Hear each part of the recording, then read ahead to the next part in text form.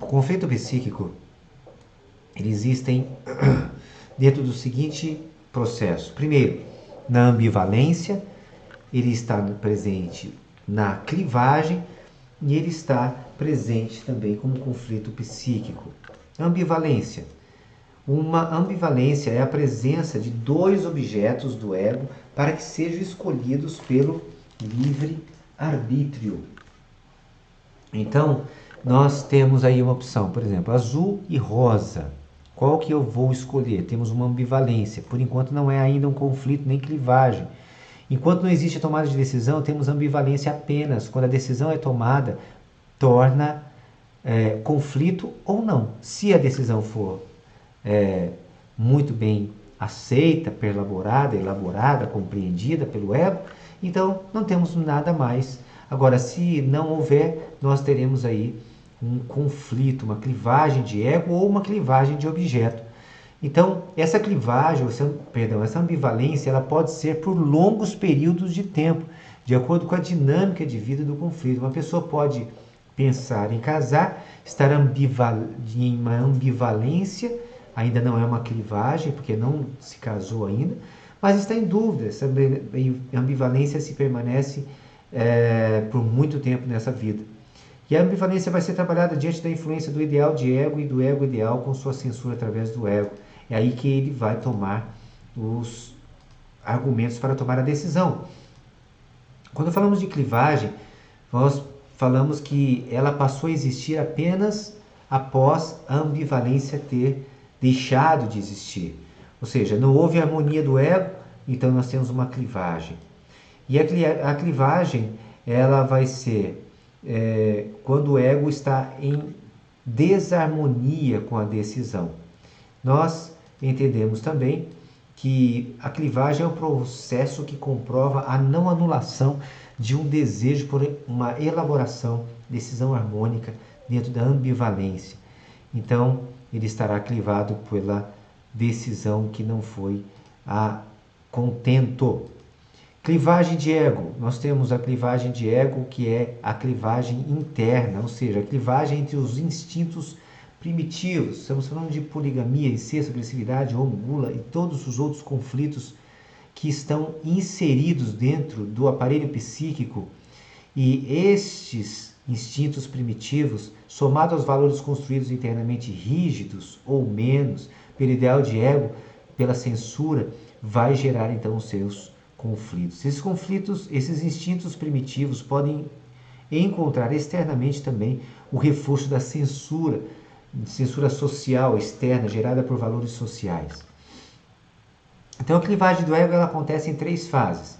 Primeira fase, o ego recebe um estímulo de desejo, uma pulsão, um estímulo para satisfazer o regime do desequilíbrio psíquico, ele aceita o desejo. Na fase 2, ele vai receber uma censura por ter recebido o desejo do superego, que é restritiva e pode também receber uma censura externa, com graus de rigidez da sociedade, com valores introjetados de ego e ideal de ego. Então, essas 2 censuras é o mudinho, que é a disfunção, que existe uma distonia emocional, e a voz não faça isso. Na fase 3, caso o ego decida agir cedendo ao desejo censurado, ele vai sentir imediatamente depois uma frustração ou culpa. Ele vai, então, reprimir ou recalcar dentro do inconsciente, dependendo do grau de intensidade desta clivagem. A clivagem de objeto é a clivagem externa, entre o desejo gerado por um objeto externo e o ego, de acordo com a censura social ou do ideal de ego. Conflito psíquico. Estamos falando agora do princípio da realidade e... Deixa eu colocar essa aqui. Estamos agora falando do princípio do prazer versus o princípio da realidade. Esse é outro formador de conflito ou de clivagem. O ego está continuamente sendo bombardeado pelo id com suas pulsões e diante do âmbito de desejo, libido sexual, sempre haverá conflito ou clivagem diante de valores introjetados no ideal de ego. Então, existe um prazer, mas existe uma realidade. Ou seja, somente vai existir a homeostase do ego quando os desejos realizados estiverem de acordo com valores morais introduzidos pelo ideal de ego. Então o ego avalia desenvolvido pela razão, que avalia pela razão, vai determinar o grau de conflito, clivagem do ego, sempre diante do superego. Se o ego que avalia é subdesenvolvido, teremos um conflito seríssimo entre prazer e realidade. O ego que sente sempre estará focado no emocional para satisfazer suas necessidades de forma instintiva, menos evoluída.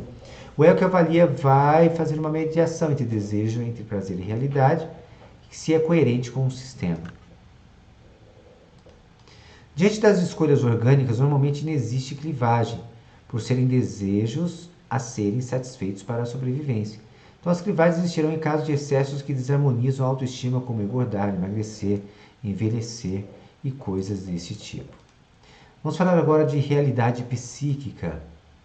A realidade psíquica é o comportamento atual, hoje, de uma pessoa baseado no seu passado, nas suas experiências, nos seus desejos, seus anseios, seus medos, inseguranças, coragem, determinação, conquistas, superações, idealizações, conflitos e todas as variantes comportamentais da vida de uma pessoa. Então, a realidade psíquica, ela é o resultado atual que eu estou vivendo hoje, de todos os valores introjetados no aparelho psíquico durante toda a vida, desde a idade infantil até a data de hoje.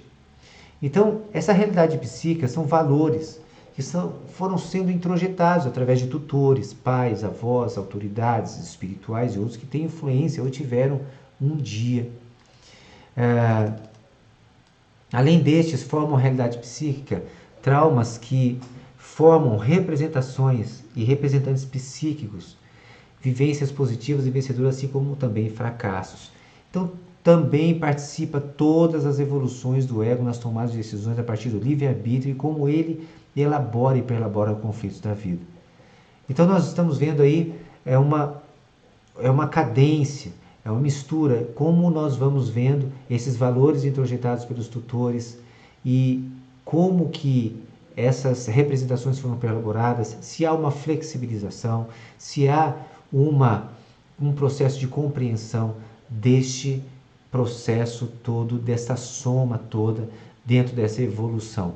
O que se espera é que o ego evolua através do ego que avalia, para que haja aí uma flexibilização e posteriormente também, durante todo o processo, uma flexibilização da rigidez do ideal de ego. Então, dentro da realidade psíquica, são introjetados pelo ideal de ego sua relação consigo mesmo diante de censuras do superego formadas pelo alter ego.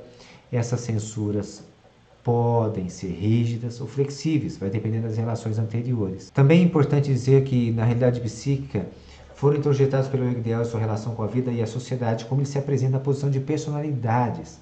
Isso vai influenciar a realidade psíquica, ou seja, como ele se relaciona com pessoas a respeito do que pensam dele, se ele quer agradar, se ele quer ser reconhecido, se ele quer ser suprido, se há carências infantis nessa pessoa. Então tudo isso vai influenciar a realidade psíquica atual. Outra coisa que influencia fortemente a realidade psíquica é o id, qualificando ou qualificado com suas tendências mais primitivas, como a homo, a poligamia, a violência e outras tendências inatas. Forma a realidade psíquica, uma pessoa violenta tem aí uma tendência, vem aí com uma qualificação tendenciosa de ser violenta, de ser poligâmico, de ser homo, enfim. Tudo isso vai estar influenciando a realidade psíquica atual.